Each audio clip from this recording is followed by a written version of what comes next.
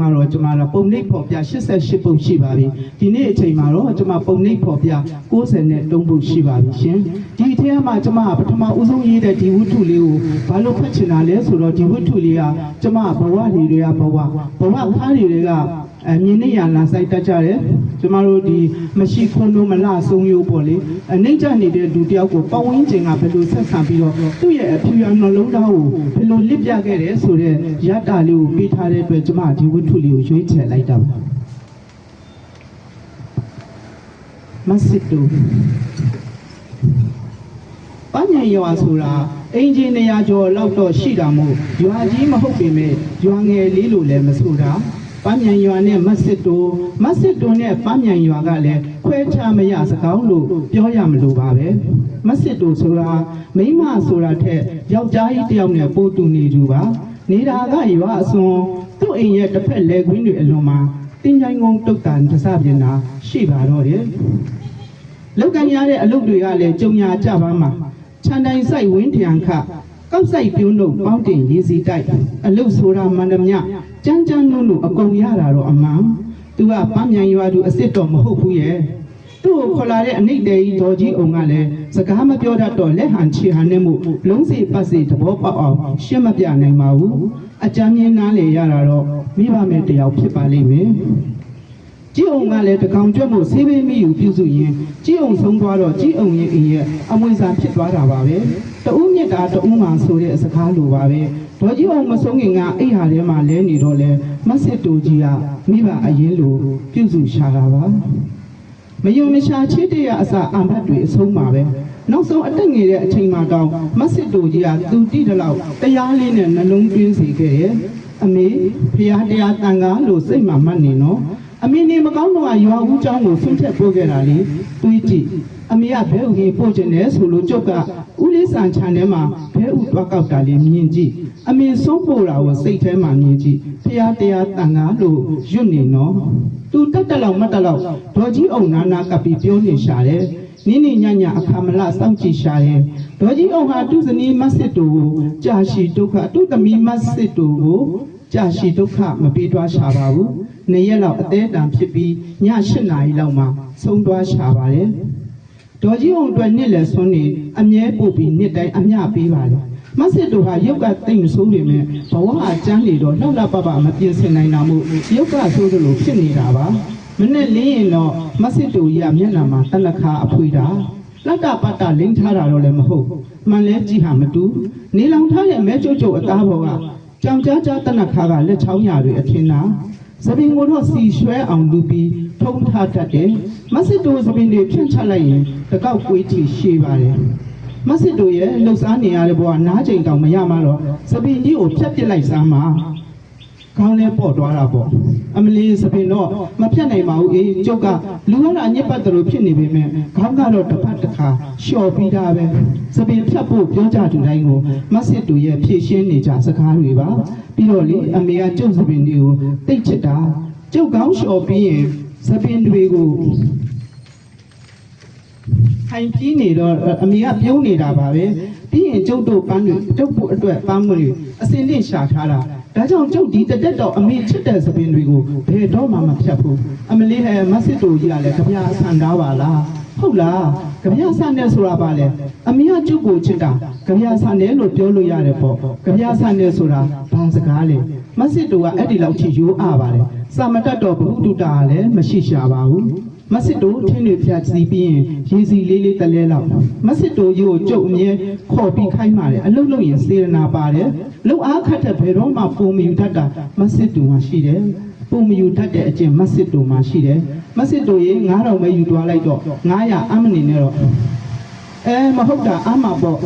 လုံအားကဆိုမှတော့လုံအားကပဲပေါ့သူတန်ကြီးပေးပြီးသားဟာကိုအားမှာပေါ့မဆစ်တို့ကအဲ့လိုမိမကြီးပါဖယ်ဟောလာနေရပြူမမဟုတ်လားပြူမရေပြူမဘာလို့မဆစ်တို့ရဲ့အလန့်တကြားရေစီဘိုးလေးတောင်းမလို့ပါအရင်မြကပြူမအလုတ်ကမပြန်သေးဘူးဆိုပြီးမနေ့ကနေ့ကရေစီတစီယူထားတယ်လေအရင်မြကမပြောဘူးလားပြောတော့ပြောပါတယ်လမ်းထွက်လာတာပိုက်ဆံပါမလား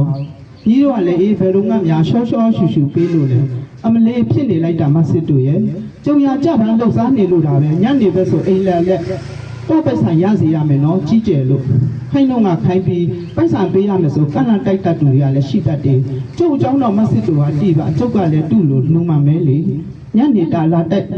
လာတိုက်ပုံမယ်လေမနေ့ပိုင်းထမင်းစားပြီးဝီးလေးတင်ကိုနင်းပေးရအောင်မယ်ဟုတ်ပြီလေစောစောတော့လာခဲ့အေးပါအေးဘာကြီးဖို့အိမ်မပုတ်ရင်ညီးရှိအရင်ပို့ပါမယ်မစစ်တို့ဒီမှာကောင်းချင်းမောင်းနဲ့ရင်သွေးချောင်းလေးစားသွားနော်ပိုက်ဆိုင်ကညနေပဲရေစီလဲလာပို့တော့ပေးမယ်တိလား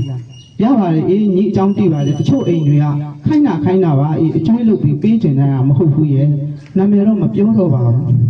မပြောလဲတိပါတယ်နော်မိမိုးတို့ကြည်အေးတို့မှဟုတ်ပါလေစမစစ်တို့ကြီးကကျုပ်ကိုပြုံးကြီးကြည့်နေလေရဲ့ညီကလည်းတိရန်ကိုအေးဆိုတဲ့တရား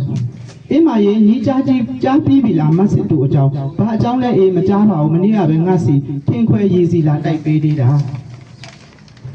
ာစိုးစီမိကွက်ကဘာတွေကြားလာတယ်ဒီကျုပ်ကိုမိကွန်းတွေဘာတွေထုတ်လို့ညကလေမိတူးယောက်ျားဗမောင်နဲ့မိလို့တဲ့မစစ်တို့ကြီးအိမ်မှာတဲ့တော့ဘာဟုတ်လို့လားအေးရဲ့မစစ်တို့ကြီးကအဲ့လိုအစားရမဟုတ်ဘူးထင်ပါရဲ့ရွာမှာနေတာပဲကြာပါပြီတူနေတတ်တယ်လို့ရိုးကြီးနေတာပဲကြာပေါ့မယုံလဲညီတဘောပါအေးငါဖြင့်ဒီလိုကြားလာတာပဲညီကိုတတိလာပေးတာတော်ကြာညီယောက်ျားကြီးကဟဲ့ကောင်းမတော်စကားတွေကြုံမလာနဲ့နော်လူဆိုတာဘယ်လိုအတန်းစားဘယ်လိုအဆင့်ဆိုတာလိန်လို့မရပါဘူးမရလို့ပြောတာပေါ်တော်ယုံနာမယုံနာတော့တဘောပါကျုပ်ကစေတနာနဲ့သတိပေးယုံပါပဲတစ်ဖက်ကအပြောနေတော့ကျုပ်ကမယုံနာအမှန်မစစ်တော်ကလည်း2ရက်3ရက်တခါကျုပ်စီလာနေကြရိုးမှမိမကြီးပါ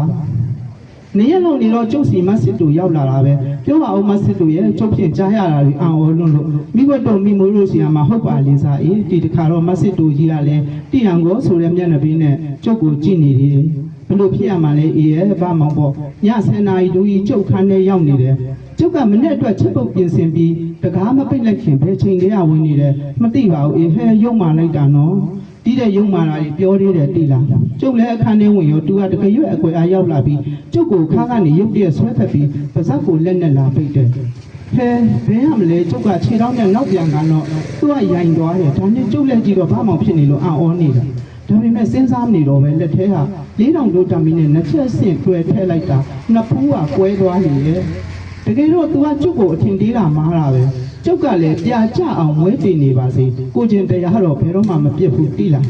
းမစစ်တူကလူကြီးမတိုင်ဘူးလားအောင်မလေးတိုင်မာတော့ဘောအေးကျုပ်ကခေါ်လို့ဘာမှမတိလာရတာပါတဲ့ရောက်တော့ကျုပ်ကမျိုးဆွဲတာ तू ကလက်မခံလို့ကျုပ်ကရှက်ရမ်းရမ်းပြီးရိုက်တာပါတဲ့အဲ့ဒါတွေကျုပ်မတိလိုက်ဘူးမစစ်တူရဲ့ဒီနေ့ရက်ထဲကျုပ်ကလည်းမူးဝေဖြစ်နေလို့ဘယ်မှမရောက်ဘူးရဲ့မိတူကဘာပြောလ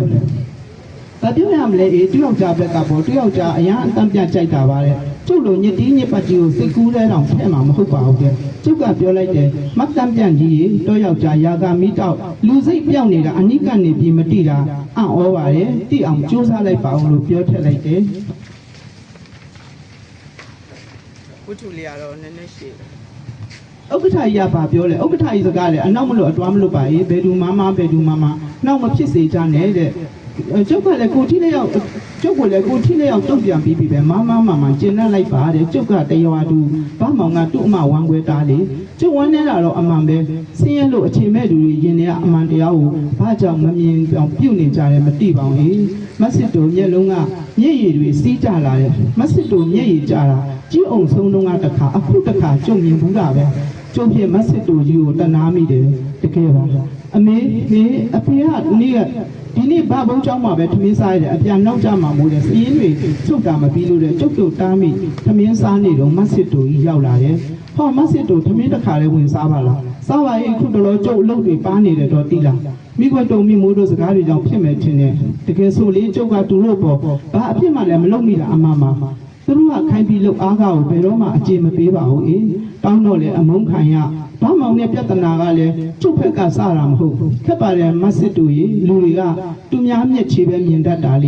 ေဒါတွေထားလိုက်ပါရင်ညီတန်တီရွေးပဲနားထားလဲညီချန်တောင်းကတိုင်တစ်ချောင်းဆွေးနေပြီးကျုပ်ပြင်ပေးခဲ့မယ်တိုင်လို့ရှိနေတာပဲကိုရပါတယ်ကျုပ်ဘိုးတော်ကျောင်းကပြန်လာရင်လုပ်လိမ့်မယ်အေးစစ်စကားပြောပါတော့ပြီးသားမှတော့ဘိုးတော်လုပ်ဖြစ်မှလည်းမဟုတ်ပါဘူးကျုပ်လည်းကားလုပ်ပေးခဲ့မယ်သိပါတယ်မစစ်တူရဲ့ဒါကြောင့်အားနာလို့ပါမစစ်တူကအဲ့ဒီလိုမိမမစစ်တို့တိုင်ဆောင်နေတော့ကျုပ်ကလက်ဖက်လှုပ်နေတဲ့အချိန်ကျုပ်သမီးကအော်ပါလေရောအမေရွာထဲမှာဒေါ်တူးတို့အိမ်မီးလောင်တို့တဲ့ဟဲ့မီတူးတို့အိမ်ဟုတ်လို့လား တော့ခွက်သမီးလိုက်ပြောနေတယ်ဥပမောင်တို့ကကျောင်းကမပြန်လာသေးဘူးတဲ့ဟုတ်ပါရဲ့ရွာဖျားပဲအတွက်အစည်းအဝေးလုပ်နေကြတာကိုကျောင်းကရွာထိတ်ဆိုတော့အဝေးသားကျုပ်ကသမီးကိုအကျိုးအကြောင်းမင်းနေတော့မဆစ်တူတရားတန်တဝင်းကြီးကင်ပြီးပြေးထွက်သွားပါလေရော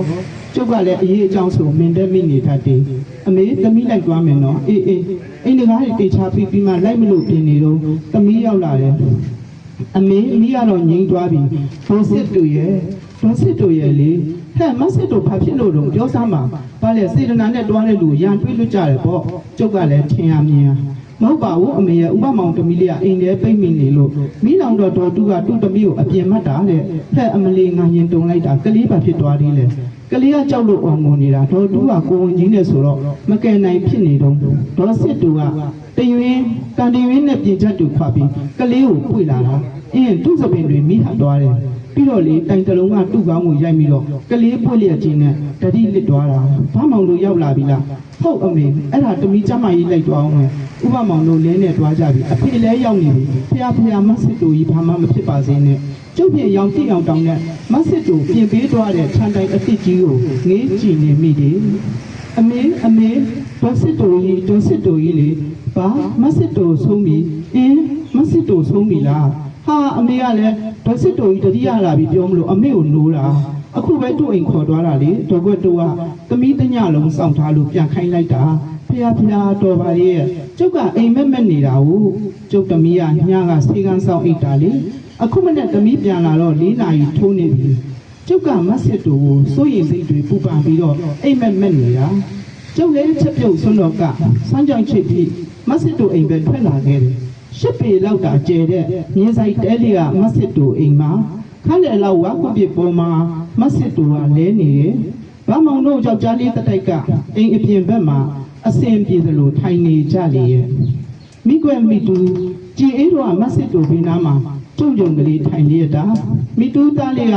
မဆစ်တူကိုကြော့နေတယ်အလုံးမျက်နှာမှာအပြုံးရိပ်တွေနဲ့မိဟတ်ထားတဲ့သပင်ငုတ်စီလေးနဲ့မဆစ်တူကကျုပ်ကိုပြုံးပြနေတယ်အတိတ်ပဲတွေအများကြီးပါတဲ့အပြုံးမှာသူ့ပြုံးတွေကိုအတိတ်ပဲကောက်ရရင်ကျုံမြင်နေရတယ်မဆစ်တူရဲ့အနာဂတ်ဟာကံကောင်းခြင်းအပြည့်နဲ့အလင်းရောင်တွေတဲ့ဆောင်လာပါပြီကျုပ်ပြေးရင်ဆရာမဟုတ်ပေမဲ့အာမခံနေကျုပ်ဟောကိန်းလုံးဝမမားနိုင်ဘူးဆိုတာကိုတော့နာညင်ပြဖြစ်ပါလေရှင်2023ခုဖေဖော်ဝါရီလပြမန်းတစ္ဆာစာအုပ်ထုခုမှုကရာပေါက်ကြောင်းရတာဝတ္ထုတို့များစုစည်းမှုမှာပါတဲ့စာအုပ်လေးစာမှုလေးဖြစ်ပါတယ်အားလုံးကိုကျေးဇူးတင်ပါတယ်ရှင်ဒီပေါ်မှာ